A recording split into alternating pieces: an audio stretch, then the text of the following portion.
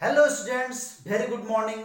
आज basic concept का lecture number 10 हम लोग पढ़ेंगे और आज के लेक्चर में बहुत इंपॉर्टेंट टॉपिक पढ़ने जा रहे हैं हम लोग और उस टॉपिक का नाम है इक्विवेलेंट वेट। बहुत इंपॉर्टेंट है इक्विवेलेंट वेट, नाम सुने होंगे आप लोग।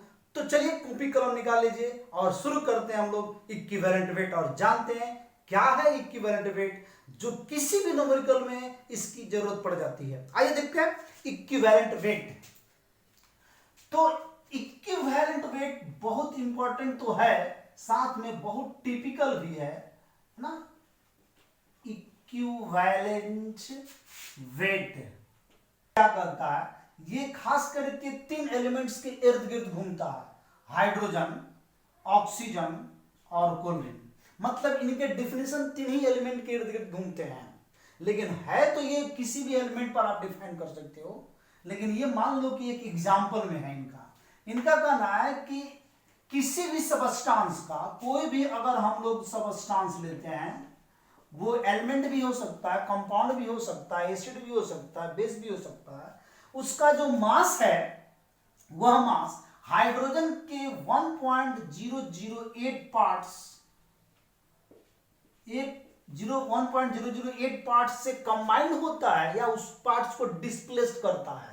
तो जो पार्ट्स इसको इतने हाइड्रोजन के इतने पार्ट्स को कंबाइन करेगा या डिस्प्लेस करेगा, वह मास सब्सटेंस का इक्विवेलेंट वेट कहलाएगा। समझते जाइएगा।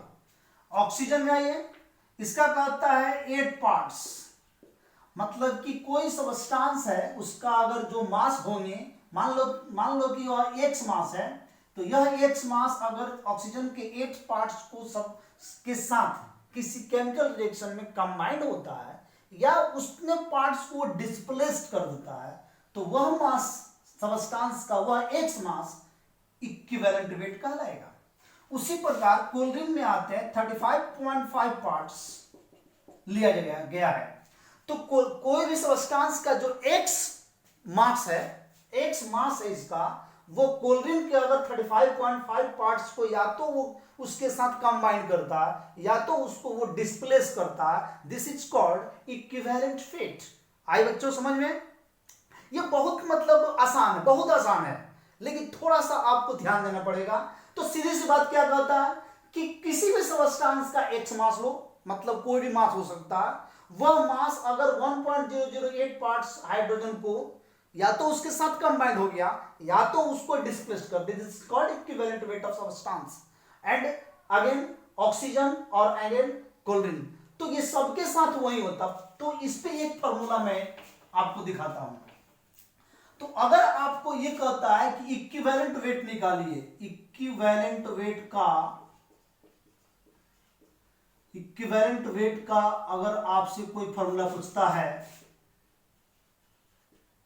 तो हम लोग क्या दे सकते हैं? तो कई फॉर्मूला हम यहां पे लेंगे। हम पहले हाइड्रोजन के लिए लेते हैं फॉर्मूला। तो इसका फॉर्मूला हो जाएगा मास ऑफ कोई भी सब्सटेंस ले सकते हैं, यहां पे हम मेटल लिए, और divided by hydrogen, mass of hydrogen, कितने मास से उसको ये पार्टिसिपेट करता है, ये ध्यान देना हमें जरूरी है। मास ऑफ हाइड्रोजन और गुने 1.008। तो यहां से आप इसका इक्विवेलेंट वेट निकाल लोगे। इक्विवेलेंट वेट को हम लोग स्मॉल ई से, मैंने कैपिटल ई से लिखते हैं, और इसके इक्विवेलेंट वेट का कोई यूनिट नहीं होता है। पहली बात समझ लीजिएगा, इक्विवेलेंट वेट कोई यूनिट नहीं रखता, कारण कि मास बाय मास दोनों को ग्राम से ग्राम कट जाएंगे यहां से। तो यहाँ पे इक्विवेलेंट वेट जो होता है यूनिट लेस होता है, यूनिट लेस क्वांटिटी है। पहली बात दिमाग में रखेंगे, इक्विवेलेंट वेट की कोई यूनिट्स नहीं होती है, राइट। अब आइए आगे बढ़ते हैं। ऑक्सीजन में जाएंगे तो इसका भी इक्विवेलेंट वेट का डिफिनेशन के अनुसार फॉर्मूला यही होगा। क्या होगा? Mass of metal divided by mass of oxygen into x। फिर आइए क्लोरीन की तरफ बढ़ते हैं। क्लोरीन का हम लोगों को लेना है, तो इसका भी होगा mass of metal divided by mass of chlorine गुने 35.5। बहुत आसान है। आपको आसान लगा? चलिए, बहुत अच्छा है, आसान लगना चाहिए। कुछ तो नहीं है, तीन डिफिनेशन, तीन ये फॉर्मूला याद करनी है, इक्विवेलेंट वेट खत्म। नहीं, इतना आसान नहीं है, इतने आसानी से नहीं खत्म होने वाला है। चलिए देखते हैं इन तीन फॉर्मूला पे पहले हम छोटा छोटा क्वेश्चन देखते हैं जो बहुत आपको आसान लगेगा। चलिए देखते हैं इसको। पहले यहां पे हम लोग तीन क्वेश्चन देखेंगे, तीन नहीं दो ही क्वेश्चन देखेंगे, तो किसी दो पर हम लोग एग्जांपल ले लेते हैं। चलिए एक क्वेश्चन हम लेते हैं, यहाँ पे क्वेश्चन लेते हैं, आप लोग भी बना सकते हो। 12 gram of an element, 12 gram of an element combine with 32 gram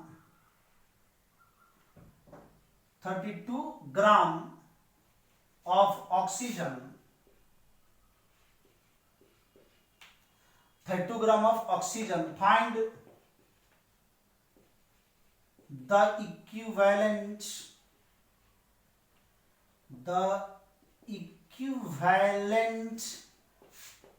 weight of metal, मतलब एक एलिमेंट। तो हमें एलिमेंट का इक्विवेलेंट वेट निकालना है। क्वेश्चन सीधे सीधे कह रहा है कि ऑक्सीजन की फॉर्मूला का आप प्रयोग करेंगे, क्योंकि इसमें किससे कोई एलिमेंट किससे कंबाइन हो रहा बाबू, तो ये ऑक्सीजन से कंबाइन हो रहा है। तो आपको फॉर्मूला कौन यूज करना है, ये यूज करना है। क्या होगा, यानी कि इक्विवेलेंट वेट निकालने के लिए मास ऑफ मेटल यानी दैट मींस एलिमेंट, तो कितना होगा 12 ग्राम। मास ऑफ ऑक्सीजन कितना हुआ बाबू 32 गुने आप क्या लोगे 8, यहां क्या होगा 8 चौका, ये जाएगा आपका 8 चौका 32, 8 चौका 32 हो गया, और यहाँ 4 3 12 यानी कि 3, इसका आ गया इक्विवेलेंट। मैंने कहा था इक्विवेलेंट वेट की कोई यूनिट्स नहीं होती है, दैट मीन्स ये 3 आपका एक इसका इक्विवेलेंट वेट निकल गया। ठीक है, इसी प्रकार एक और क्वेश्चन हम लोग लेते हैं, आइए देखते हैं नेक्स्ट क्वेश्चन। इसको आप लोग उतार लेंगे। चलिए ठीक है, नेक्स्ट क्वेश्चन की तरफ बढ़ते हैं, और ये क्वेश्चन हमारा जो होगा वो है नेक्स्ट क्वेश्चन ये 24 gram metal combine with 71 gram chlorine. कितना ग्राम क्लोरीन लिया गया 71 ग्राम क्लोरीन टू फॉर्म एक कंपाउंड, और ये दोनों मिलकर एक कंपाउंड बनाते हैं। तो कैलकुलेट या फाइंड द इक्विवेलेंट को शॉर्ट फॉर्म लिखते हैं equivalent weight of metal. Metal का इक्विवेलेंट वेट आपको निकालना है। चलिए, मुझे लगता है कि आप लोग खुद ही बना लेंगे। वीडियो पॉज के बनाइए, फिर बनाते हैं, मिलाइए आप लोग। चलिए जल्दी जल्दी कीजिए एकदम फटाफट। ओके, कर लिए होंगे आशा करते हैं। आइए इसका इक्विवेलेंट वेट निकालना है। तो इक्विवेलेंट वेट निकालना है तो हमारा फॉर्मूला इस बार कौन लागू होगा, क्लोरीन है, तो क्लोरीन वाली फॉर्मूला लागू होगी। मास ऑफ मेटल कितना है बाबू 24, मास ऑफ क्लोरीन कितना है बाबू 71 इंटू 35.5, 35.5 गुने 2 बराबर 71 होता है, और दूसरी कटाइएगा तो ये आ जाएगा 12, यानी कि इसका इक्विवेलेंट वेट क्या आ गया 12 आ गया। बहुत अच्छा। चलिए एक और क्वेश्चन देखते हैं, ये क्वेश्चन आपको और ज्यादा इंटरेस्टेड लगेगा। मिटाइए इसको।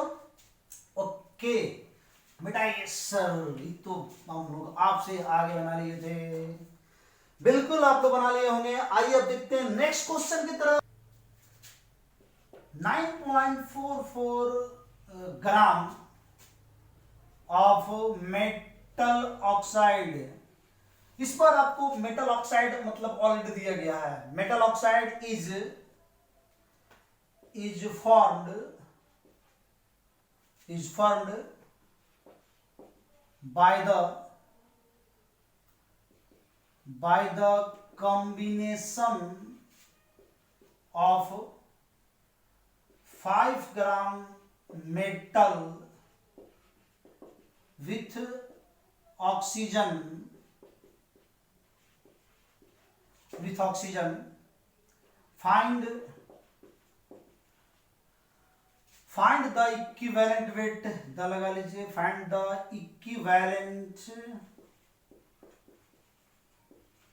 Equivalent weight of metal. तो इस बार थोड़ा सा चेंज है। क्या चेंज है कि पहले हमको मेटल ऑक्साइड का ही वेट दे दिया गया है, लेकिन इसमें एक बात दिया गया है कि मेटल का वेट दे दिया गया, लेकिन ऑक्सीजन का वेट नहीं दिया गया। फॉर्मूला तो हमारा ही लागू होगा, लेकिन हम करेंगे क्या, इसका जब आंसर तैयार करेंगे तो यहां लिखेंगे मेटल ऑक्साइड दिया हुआ है कितना, आप लोग बना सकते हैं, पहले बना लीजिए। कभी भी क्वेश्चन लिखा जाए तो वीडियो पॉज करके तुरंत बना लेंगे आप लोग, इतना ग्राम। और यहाँ पे मेटल भी दिया गया है 5 ग्राम, तो बाबू ऑक्सीजन कितना हो गया, यहाँ पे ऑक्सीजन हो गया 9.44 माइनस 5 इज इक्वल टू कितना आ गया, यानी कि 4.44, इतना ग्राम आपका ऑक्सीजन हो गया। ठीक है, तो ये आपका निकल गया ऑक्सीजन, मेटल हो गया आपका 5, तो ये ऑक्सीजन का वेट हो गया 4.44। चलिए अब इसका आपको निकालना है क्या, इक्विवेलेंट वेट। तो मास ऑफ मेटल कितना हो गया 5 divide by mass of oxygen कितना हो गया 4.44, और ये हो गया आपका ऑक्सीजन का जो डिवाइड करना है, इंटू करना है, 8 लेंगे हम लोग। तो यहाँ पे हम लोग इसको सॉल्व करेंगे, लगभग 8×5=40 बट्टा 4.44। तो ये कटाने के बाद आपको क्या लग रहा है कितना आना चाहिए, तो अगर ये 4 रहता तो 8 आता, 4 रहता तो लगभग 10 आता, अगर ये 5 रहता तो कितना आता, 8 आता। तो हमारा जो डिजिट यहाँ पे आएगा 8 और 5 के बीच आएगा, क्योंकि 4 से ज्यादा है, 4 से ज्यादा है तो यहाँ पे 8 से ये कम आएगा, 8 से कम आएगा, मतलब कि 10 से कम आएगा, और 5 है तो 8 आना चाहिए, तो 8 से थोड़ा सा ये बढ़ जाएगा। दैट मीन्स इसको लिख सकते हैं हम 8.5 समथिंग। तो बाकी आप लोग देख लोगे कितना आ रहा है, इसको कटा लोगे तो आंसर आ जाएगा, ये जो कटाओगे यही आपका आंसर आएगा, equivalent weight of metals. Right, ये आप लोगों को पता चल गया कि इस फॉर्मूला पर आधारित कैसे क्वेश्चन हम लोग बनाते हैं। अब थोड़ा सा हम लोग इक्विवेलेंट वेट के बहुत सारा फॉर्मूला आगे देखने जा रहे हैं जो आपको याद रखना है। वैसे तो ये फॉर्मूला आप याद रखो या ना रखो, इससे फर्क बहुत कम पड़ता है, लेकिन अब जो मैं बताने जा रहा हूं वो आपको ज्यादा याद रखना पड़ेगा, बहुत इंपॉर्टेंट है बाबू। तो यूं समझिए कि अब आपको जो बताने जा रहे हैं ये फॉर्मूला जो है बहुत ज्यादा इंपॉर्टेंट है, formula of equivalent weight, formula to find the equivalent wait.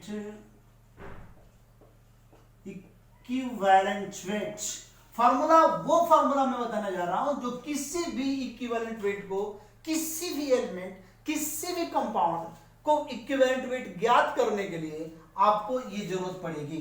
ये तो जो फॉर्मूला था वो 3 ही मतलब एलिमेंट के लिए था, और उसमें कुछ केसेस थे कि वो केसेस के अनुसार ही करना था, लेकिन यहाँ पे आपका केसेस नहीं है, यहाँ पे आप यहाँ फ्री हो, किसी भी एलिमेंट का देता है तो डायरेक्ट निकाल सकते हो, किसी भी कंपाउंड का देता है तो डायरेक्ट निकाल सकते हो। क्या है फॉर्मूला, चलिए सर बहुत बताया, थोड़ा फॉर्मूला लिखिए। चलिए फॉर्मूला देखिए, आपको मैं फर्स्ट केसेस बताता हूं यहाँ पे कि फॉर एनी एलिमेंट, किसी भी एलिमेंट के लिए अगर आपको इक्विवेलेंट वेट निकालनी है तो सीधे उस एलिमेंट का एटॉमिक वेट ले लीजिए और डिवाइड कर दीजिए उसके वैलेंसी से। तो ये एक फॉर्मूला आपको मिल गया, atomic weight divided by valency. यहां पे सबसे इंपॉर्टेंट पॉइंट क्या है कि वैसे बच्चे जिनको अगर वैलेंसी नहीं आता है वो इक्विवेलेंट वेट नहीं निकाल सकते हैं। तो वैलेंसी क्या है, तो वैलेंसी जानना बहुत जरूरी है। 9th 10th में आप लोग वैलेंसी पढ़े होंगे इसमें क्या होता है वैलेंसी, जो कोई भी एलिमेंट्स अपने ऑक्टेट्स को पूरा करने के लिए इलेक्ट्रॉन को लूज कर दे या इलेक्ट्रॉन को गेन करता है, दिस इज कॉल्ड वैलेंसी। यानी कि द यहां पे तो उस प्रकार के इलेक्ट्रॉन को हम लोग क्या कहते हैं, वैलेंसी कहते हैं। जैसे मान लो कि एग्जांपल में एक दो आप लोगों को समझाते हैं। सोडियम यहां पे एक इलेक्ट्रॉन को लूज करता है तो सोडियम प्लस बन जाता है, राइट। तो ये सोडियम को एक ही इलेक्ट्रॉन लूज करना था, ये हम कैसे जान गए भाई, कैसे जान गए? इसको जानने के लिए सोडियम की पूरी डिटेल जानना पड़ेगा। सोडियम का एटॉमिक नंबर बोलो सर 11, वेरी गुड, 11 ही होता। तो ये आ गया 11 का, कैसे आप इसको डिस्क्राइब करोगे, 2 8 10 1 11, है ना। तो इसको ये ऑक्टेट पूरा करना है तो ये एक इलेक्ट्रॉन को यहां से लूज करना होगा। जैसे यह एक इलेक्ट्रॉन यहां से लूज करता है तब सोडियम का यहां पे जो है वो 2 और 8 है। तो यहां पे इनर्ट गैस जानना जरूरी है। इनर्ट गैस जानते हो ना, जीरो ग्रुप, थोड़ा सा तो आप लोग प्रेडिक्टेबल पढ़े होंगे। जीरो ग्रुप याद है, हे ने अगर कर का जीरो रंग, 6 एलिमेंट्स होते हैं इस पूरे ग्रुप में, 6 एलिमेंट्स होते हैं, यानी समझो तो ये 6 इसके सदस्य हैं। किसका? जीरो ग्रुप का, जिसको हम लोग इनर्ट गैस कहते हैं। और इनका जो एटॉमिक मास होता है, एटॉमिक नंबर होता है 2 10 18 36, है ना। यहां हो जाएगा 54 और यहां हो जाएगा 80, 2 10 18 36 54 और ये हो जाएगा 82।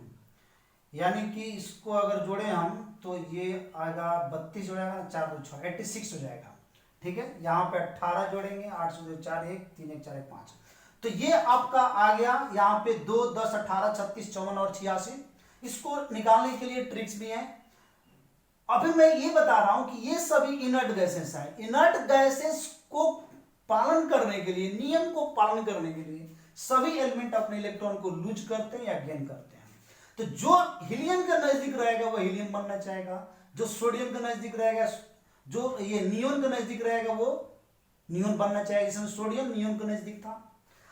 आर्गन के नजदीक, मान लो मैं एक बात करता हूं, यहां पे ये सल्फर का, है ना, फास्फोरस का बात करते हैं, फास्फोरस की बात करते हैं। तो अब फास्फोरस जो है किसके नजदीक है? फास्फोरस के ऊपर जाओगे तो तुमको मिलेगा नियोन, और फास्फोरस के नीचे जाओगे तो मिलेगा क्या? आर्गन। तो अब देखना है कि किसके नजदीक है। तो फास्फोरस के ऊपर कितने एलिमेंट्स हैं नियोन और फास्फोरस के बीच? तो है सोडियम, मैग्नीशियम, एल्युमिनियम, सिलिकॉन, तब आता है फास्फोरस। मतलब 1 2 3 4 को क्रॉस करना है। अब नीचे जाइए, फास्फोरस के बाद सल्फर, क्लोरीन, है ना, और फिर मिल जाता है आर्गन। फास्फोरस, सल्फर, उसके बाद आएगा क्लोरीन, तब आएगा आर्गन। तो यहाँ पे एक पोटेशियम भी आएगा, फास्फोरस, सल्फर, क्लोरीन, है ना, उसके बाद से, हाँ ठीक है, आर्गन आ जाएगा। तो यानी इसको 2 ही क्रॉस करना और यहाँ पे 3 क्रॉस करना था, 4 क्रॉस करना था। तो दोनों में कौन ज्यादा इसके नजदीक है? आर्गन जो है वो ज्यादा नजदीक है ना। तो हमको यहाँ पे इसके नजदीक जाना है। तो अब आइए हम लोगों को यहाँ पे अगर फास्फोरस को लेना है तो क्या होगा? फास्फोरस यानी कि इलेक्ट्रॉन को यहाँ पे देखिए, फास्फोरस कितना होता है? 15 होता है। तो 2 8 10 5 15, यानी इसको अब 3 इलेक्ट्रॉन चाहिए ऑक्टेट पूरा करने के लिए, यानी आर्गन पहुंचना है। इसको ध्यान रखिएगा, इसको कहां पहुंचना? आर्गन पहुंचना है। तो ये 3 इलेक्ट्रॉन को गेन करेगा, फास्फोरस पे -3 चार्ज, और इस बार इसका 2 8 और 8 हो गया, यानी कि ये जो 8 5 था और ये हो गया 8। तो इस प्रकार इसकी वैलेंसी हम लोग तय करते हैं। वैसे में ये तो हो गया अंडर 20 तक आप लोग इस तरह से वैलेंसी निकालोगे, समझोगे, जानोगे, और जानते भी हो तुम लोग, ऐसा नहीं है। लेकिन 20 के बाद की जो वैलेंसी है, फेरस, फेरिक, क्यूप्रस, क्यूप्रिक, है ना, उसके बाद से आपका कई कंपाउंड्स में होते हैं, सल्फाइड, सल्फेट, नाइट्राइट, नाइट्रेट, तो वहां पे प्रॉब्लम हो जाती है। चलिए ठीक है, आते हैं, वैलेंसी क्लियर होगी तो ये बन जाएगा। जैसे हम एक एग्जांपल लेते हैं, मान लो कि आपको यहाँ पे इक्विवेलेंट वेट ऑफ एल्यूमिनियम निकालने, तो क्या होगा? चलिए, एल्यूमिनियम का टोटल मास कितना होगा? 27। इसका इक्विवेलेंट वेट 3 होता है ना, 13 होता है, तो 3 लूज करेगा, तो चलिए इसका 9 हो जाएगा, इक्विवेलेंट वेट 9 हो जाएगा। इस तरह से आपको अगर इक्विवेलेंट वेट ऑफ फास्फोरस निकालनी है तो फास्फोरस का आप आओगे तो कितना हो जाएगा? मास 31 डिवाइड बाई, इसका भी मैंने बताया 3 ही होता है, चूंकि इनके द्वारा फास्फोरस जो है 3 इलेक्ट्रॉन को गेन किया जाता है। यहाँ भी 3 होगा, कटाओगे तो 3 एकम 3, तो ये बच गया आपका 1, तो 0 पॉइंट यहाँ पे हो जाएगा आपका 3 3 का 9, लगभग 10.3 के करीब में जाएगा। तो इस तरह से किसी भी एलिमेंट का आप इक्विवेलेंट वेट निकाल सकते हो। सेकंड मैं बताना चाहूंगा आप लोगों को, फॉर एनी यहां पे एसिड, कंपाउंड में थोड़ा सा मतलब बढ़ जाता है, कंपाउंड में एसिड भी होता है, बेस भी होता है और सॉल्ट भी होता है। कंपाउंड को 3 हिस्सों में बांटते हैं, है ना, कंपाउंड को 3 हिस्सों में बांटा जाता है, कौन कौन, एसिड, बेस और सॉल्ट।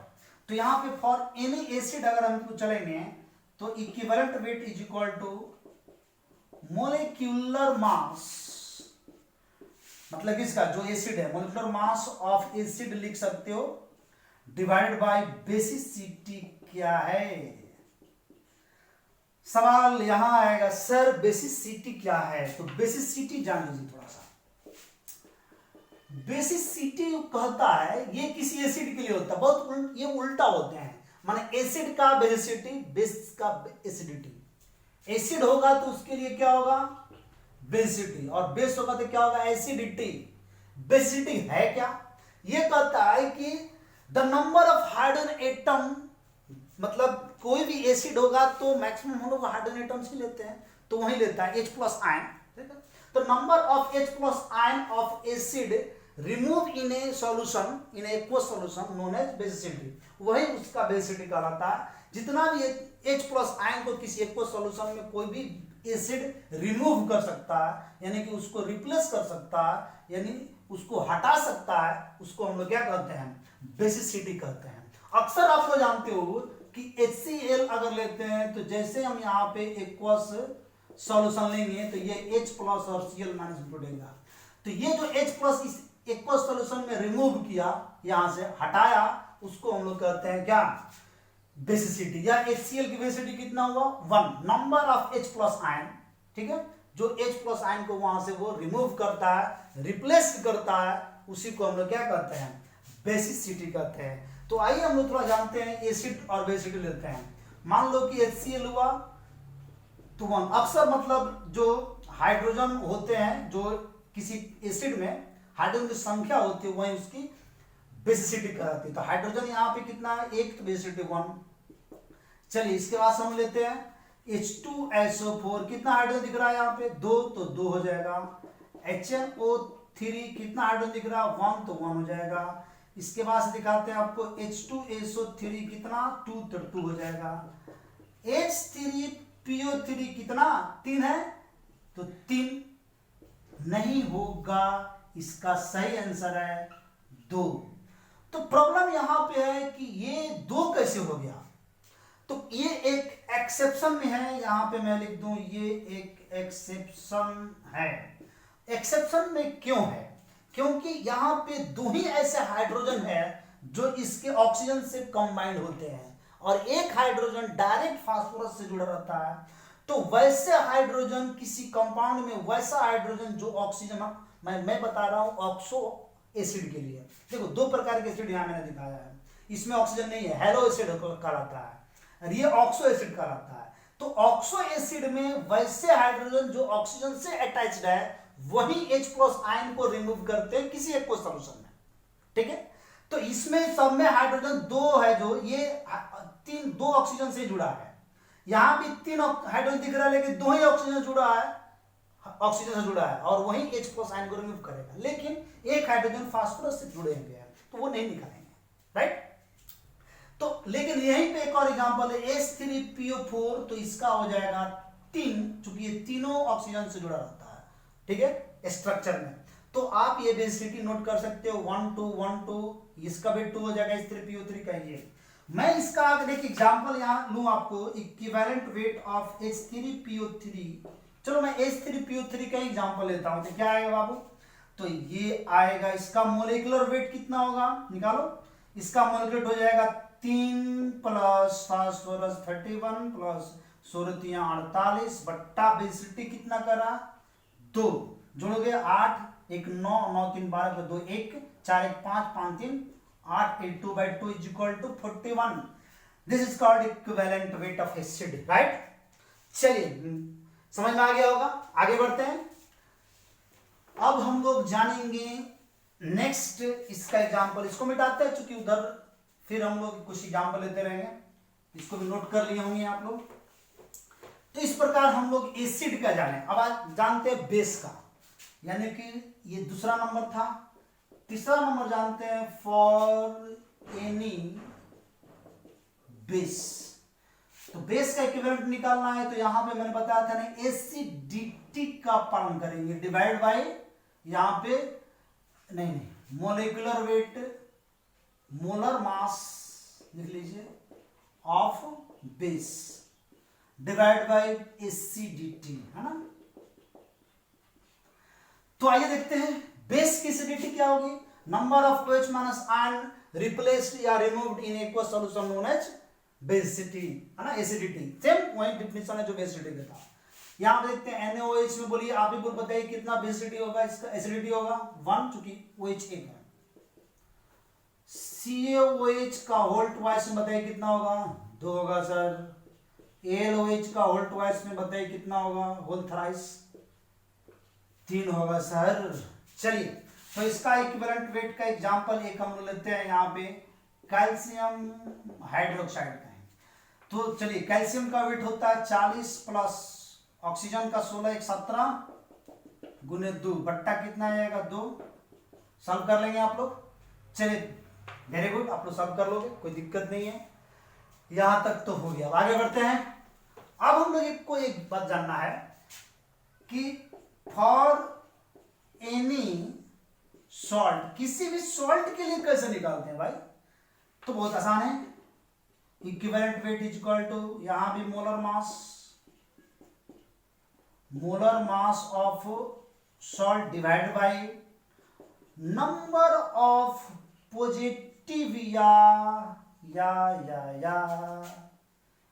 Negative ion. पॉजिटिव या नेगेटिव ध्यान रखेंगे इस बात को, दोनों नहीं लेंगे सर। पॉजिटिव भी लेते हैं, नेगेटिव ले लेते हैं सर। क्या दोनों सेम होंगे? बिल्कुल सेम होंगे बाबू। कभी भी किसी भी कंपाउंड में जितनी पॉजिटिव होगा उतना ही नेगेटिव होगा, क्योंकि ये बैलेंस्ड होंगे तभी कंपाउंड बनेगा, है ना। विदाउट पॉजिटिव और नेगेटिव कोई कंपाउंड बनता ही नहीं है। इसलिए ये बैलेंस्ड होना बहुत जरूरी है। जब बैलेंस्ड ही नहीं होंगे तो कंपाउंड बनेंगे कहां से। तो ये बहुत जरूरी है कि ये पॉजिटिव नेगेटिव जो है ये बैलेंस्ड। तो इक्विवेलेंट वेट आपको निकालना है यहाँ पे CaCO3 कैल्शियम कार्बोनेट। यहां बनाते हैं क्या, ओके, कैल्शियम कार्बोनेट का वेट कितना होता है बाबू, बोलिए। कैल्शियम का 40, कार्बन का 12 और ऑक्सीजन का यहां होगा 48। ठीक है, डिवाइडेड बाय कितना करोगे तो बताते हैं आपको। देखो कैल्शियम कार्बोनेट में कैल्शियम का तो मालूम है +2, चलिए लिखते हैं। तो जब इसका +2 तो इसका भी -2 ना। ये तो बता रहे थे कि जो जितना पॉजिटिव उतना ही नेगेटिव बैलेंस्ड होता है। ठीक है, तो एक कार्बोनेट आयन तो जानते हो तुम लोग, नाटको3, CaCO3, जनको3, मजको3, मजा आता है ना। चलिए आगे बढ़ते हैं। इसको हम डिवाइड करेंगे 2 से। पूरा तुम ऐड करोगे तो 100/2 कितना आ गया 50। तो इस प्रकार से तुम सॉल्ट का भी निकाल सकते हो बाबू। लेकिन अब मैं जो बताने जा रहा हूं आप लोगों की इक्विवेलेंट वेट का और फॉर्मूला, वो और भी मजेदार है और वो ज्यादातर आपको यूज होगा किसी कंपटीशन में या सेकेंड ईयर के कई प्रकार के न्यूमेरिकल्स में उसकी उपयोग होती है। तो आइए जानते हैं इक्विवेलेंट वेट। मैं कोई भी टॉपिक अगर उठाऊंगा तो उसको स्टार्टिंग से टिल एंड तक मैं उसको खत्म करता हूं, इस बात को पहले समझ लीजिएगा। इसलिए अब जानिए इक्विवेलेंट वेट का मेथड, यानी कि मैं बताने जा रहा हूं method to determine the equivalent weight. बहुत इंपॉर्टेंट है। आइए जानते हैं पहला इसका। यहां जानेंगे मेटल टू मेटल डिस्प्लेसमेंट। ठीक है, यहां हम लोग जानेंगे metal to metal to metal displacement. जब मेटल टू मेटल डिस्प्लेसमेंट होता है तो हम लोगों को इसमें फॉर्मूला देखना पड़ती है क्या होता है। ठीक है, यहां पे मान लो कि एक मैं लेता हूं यहां पे A प्लस बी और एक कंपाउंड बनाता है AB। तो यहां पे एक ये मेटल हो गया मान लो, और ये आपका मेटल टू मेटल, मतलब कि चाहे इसका एग्जांपल लेना जरूरी नहीं है, क्योंकि मेटल टू मेटल ले रहे हैं तो कोई भी दो मेटल ले सकते हैं हम, यहां पे कोई भी दो मेटल ले सकते हैं। यहां पे मान लो कि metal A and metal B, दो मेटल लिए मैंने, मेटल लिए A and B।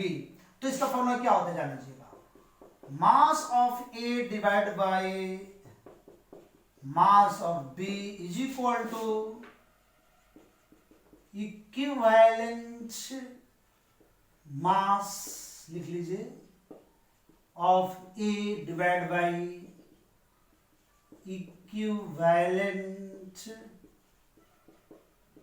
Mass of B। तो यहां पे ये मास जो है वो हम लोगों को ज्यादा ध्यान देना है, equivalent mass of A equivalent mass of B लेना है। इस पे मैं एक क्वेश्चन आप लोगों को बताने जा रहा हूं। आइए एक क्वेश्चन लेते हैं। इस पे क्वेश्चन ये 5 gram of zinc, 5 gram of zinc displaced, ठीक है, 5 gram of zinc displaced 4.846 gram copper, इतना ग्राम कॉपर लिया गया है ना। इसको हम लोग चलिए Cu कॉपर का सिंबल होता है ना, इतना ग्राम copper from A copper sulphate, from A copper sulphate solution, from A copper sulphate solution if zinc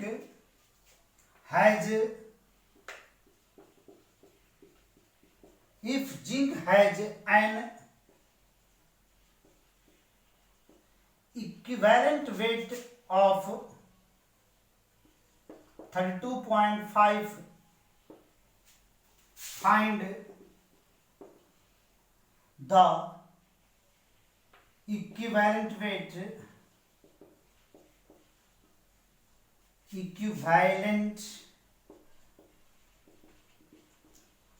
of copper.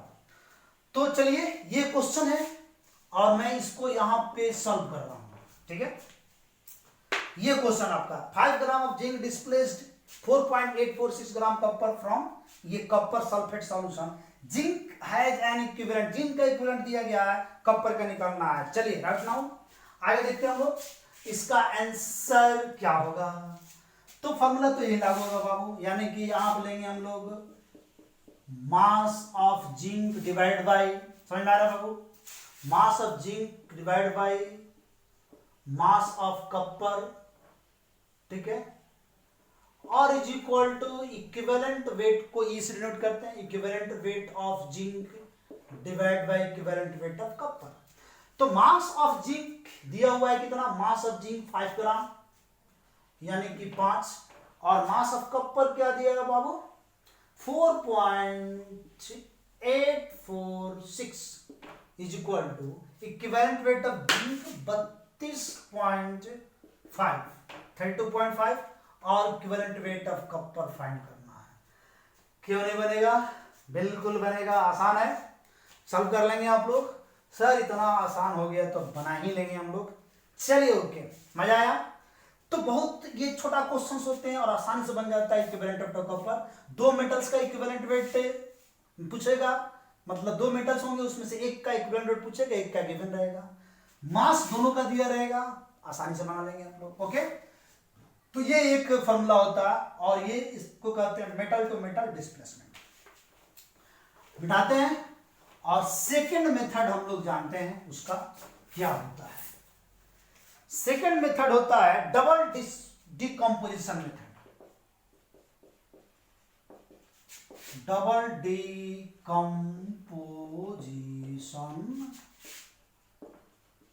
Method, double decomposition method क्या है ये? तो आप लोग डबल डिस्प्लेसमेंट रिएक्शन पढ़ेंगे, वही है लगभग।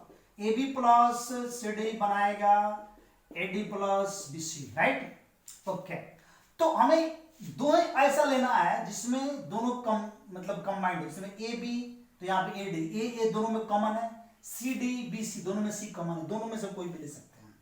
तो यहां देखिए, यहां पे क्या होता है, mass of A B divide by mass of A D, equivalent weight of A B बट्टा equivalent weight of A D, ये इसका फॉर्मूला होता है। लेकिन आपको अगर इनमें से किसी एक का पूछ दिया कि find the equivalent weight of A, तो बाबू तो ए बी और ए डी है, ए बी और ए डी है, ए कैसे निकालोगे? इसके लिए यहां पे तोड़ते देखो, मास ऑफ ए प्लस, इसको हम लोग तोड़ने की जरूरत नहीं, हम इक्विवेलेंट वेट ही पूछेगा ना, ये तो डायरेक्ट ही देगा। चलो ठीक है, mass of A B divide by mass of A D is equal to equivalent weight of A plus equivalent weight of B, दोनों को तोड़ दिए, यहां भी equivalent weight of A plus equivalent weight of D. इसमें आपको ध्यान रखोगे इस बात को कि यहां पे आपको बी और डी का इक्विवेलेंट वेट मालूम होगा, और नहीं भी होगा तो पिछला मैंने जो फॉर्मूला बताया उसे निकाल लेंगे। मान लो कि ये मेटल नाइट्रेट, तो नाइट्रेट का निकाल लेंगे, नाइट्रेट आयन NO3-1, तो इसका पूरा निकालेंगे और 1 से डिवाइड करेंगे। यहां मान लो मेटल कार्बोनेट, कार्बोनेट CO3-2, तो कार्बोनेट का पूरा इसका मास निकालेंगे, कार्बन ऑक्सीजन का, और उसे 2 से डिवाइड करने इसका मास निकल जाएगा। तो वो तो हमें मालूम है, कोई भी देगा metal oxide, metal oxide, metal chloride, यहाँ ऑक्सीजन का इक्विवेलेंट वेट, यहाँ क्लोरीन का इक्विवेलेंट वेट। तो ये जो है, ये हमें सेकंड वाला फेज जो मालूम रहेगा। फर्स्ट जो है वो ये मेटल है, जो दोनों में कॉमन है, जो दोनों में कॉमन है वो मेटल है। तो मेटल का जनरली आपको मेटल का ही इक्विवेलेंट वेट पूछा जाता है, तो मेटल का नहीं मालूम रहेगा आपको, मेटल अननोन भी रहता है, सिर्फ मेटल मेटल मेटल मेटल चाचा करेगा, कौन से मेटल है ये पता नहीं है। लेकिन मेटल ऑक्साइड ऑक्सीजन पता है ना, मेटल क्लोराइड क्लोरीन पता है ना, मेटल सल्फेट सल्फेट पता है ना आपको, मेटल कार्बोनेट तो कार्बोनेट पता है ना आपको, तो यहां पे निकल जाएगा। आइए क्वेश्चन देखते हैं, शायद क्वेश्चन से बहुत ज्यादा आप लोग क्लियर कर लोगे। क्वेश्चन यहां पे एक है, बहुत छोटा क्वेश्चन में यहां पे दे रहा हूं आप लोगों को, 0.662 ग्राम ऑफ ए हेवी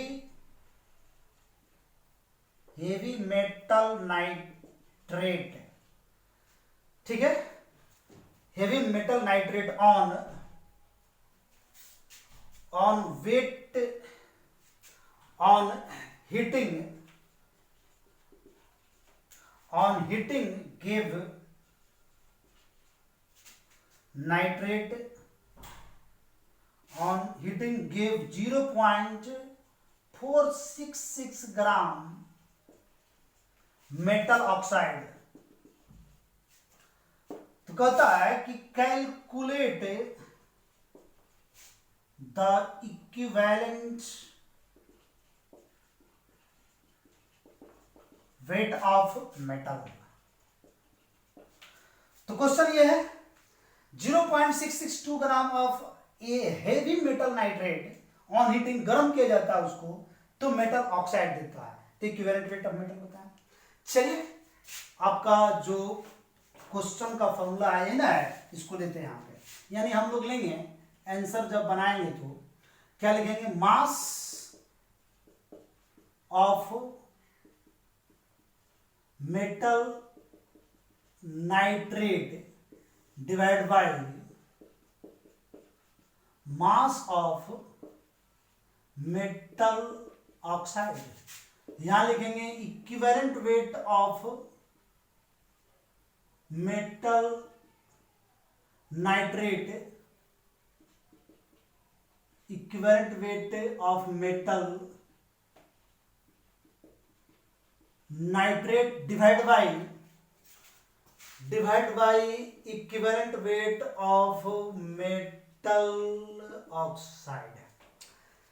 चलिए, मेटल नाइट्रेट का मास कितना दिया गया है 0.662 डिवाइडेड बाय, यहां पे मेटल ऑक्साइड का मास कितना दिया गया 0.466 इज इक्वल टू, यहां पे क्या करते हैं कि E metal plus E nitrate divide by E metal plus E oxide.